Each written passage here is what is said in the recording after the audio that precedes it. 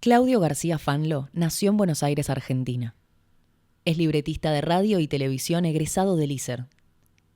Su trayectoria literaria está ligada al horror cósmico lovecraftiano y precursor en traer los mitos de Tulú al Buenos Aires actual. Es autor de los libros El Devorador y otros cuentos de horror, Profundo Buenos Aires, La Casa Hiperbólica, El Disco de Poincaré, La Botella de Klein, Los de Al Lado, El Crononauta y Yogots, y otros cuentos de horror cósmico de la editorial Tirna Nog.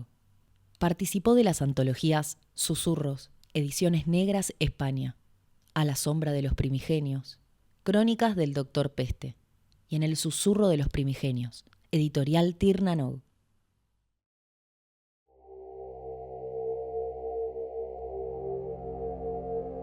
Existen dos posibilidades. O estamos solos en el universo, o no lo estamos. Ambas son igualmente aterradoras. Arthur C. Clarke.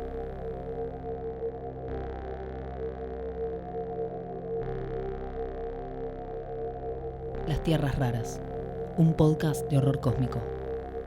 Temporada 2. Mi nombre es Emilio Rimini. Soy geólogo especializado en geomática. En septiembre de 2023, el Servicio Geológico Minero Argentino me encomendó realizar un trabajo de investigación en la localidad de Barker, en el partido de Benito Juárez, provincia de Buenos Aires. Sin embargo, hechos extraños desviaron mi atención hasta sumergirme en una investigación que cambiaría el curso de los acontecimientos. La sospecha de que el cosmos guarda secretos cuya naturaleza ignoramos es una realidad. No tengo dudas de que desde las estrellas hay seres que nos observan y que ya están entre nosotros. Ignoro cuáles son sus intenciones y qué peligros pudieran estar acechando al mundo. Lo que sigue a continuación es la crónica de mi investigación y la búsqueda de pruebas que puedan convencer al mundo del peligro que afronta la humanidad.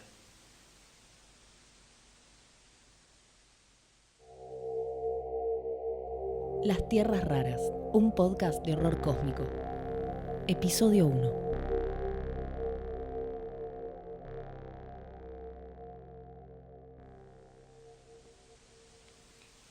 Día 1. La ruta camino a Barker me trae recuerdos que no dejan de impactar en mi ánimo. La imperturbable llanura daba la falsa impresión de que todo se mantenía igual.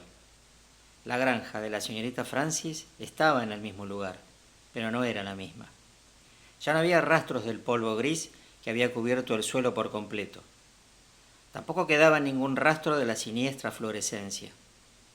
La huerta relucía con los colores de nuevos brotes, de hortalizas y legumbres, y se veían deambular algunas gallinas cloqueando de aquí para allá.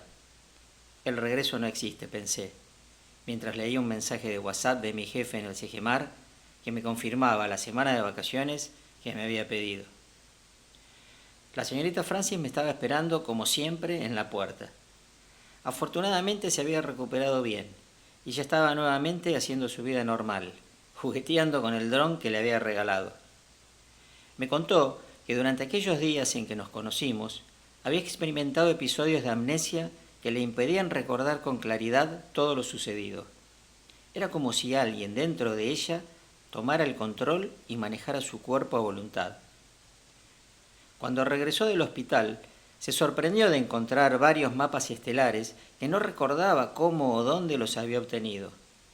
Tampoco recordaba sobre las anotaciones que parecían pertenecer a su propia letra, aunque con un trazo extraño y casi ilegible.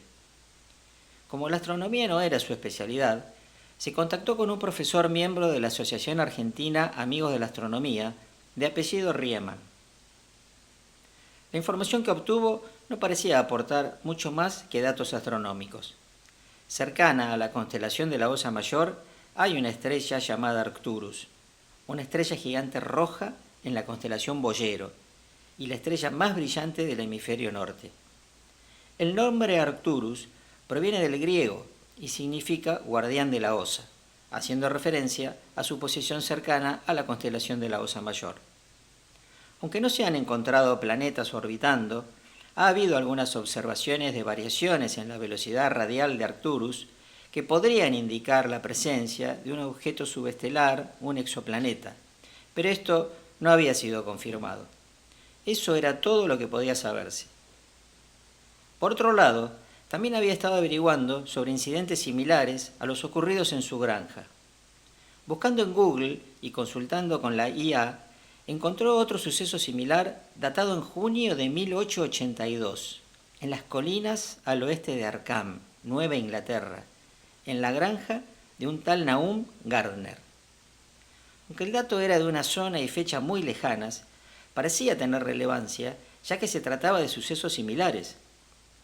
Quedamos en que ella iba a tratar de obtener mayores detalles sobre el asunto, mientras que yo, a mi regreso, iría personalmente a la Asociación Argentina Amigos de la Astronomía, ubicada en el Parque Centenario, para intentar recabar alguna otra información. Durante mi regreso de Barker, a la altura de Rauch, me detuve en la misma estación de servicio a cargar nafta y tomar un café. Aquel sitio me traía recuerdos de la lluvia de rayos y destellos de luz que caían verticales sobre el horizonte. Me puse a pensar en las consecuencias de aquel fenómeno y en cómo poder enterarme de otros fenómenos de la misma naturaleza. De pronto me asaltó una idea. Podría publicar las grabaciones que había realizado en formato podcast y ver qué repercusión obtenía. Si lo que había visto en el cielo era consistente con mi experiencia en la granja de la señorita Francis, seguramente ya se habrían producido otros casos similares en alguna otra parte. Al llegar a Buenos Aires me quedé hasta tarde editando los archivos de audio para publicarlos en mi canal de YouTube. Exhausto, me fui a dormir sin saber qué efecto podría tener en el público mi particular historia, que finalmente decidí llamar Las Tierras Raras.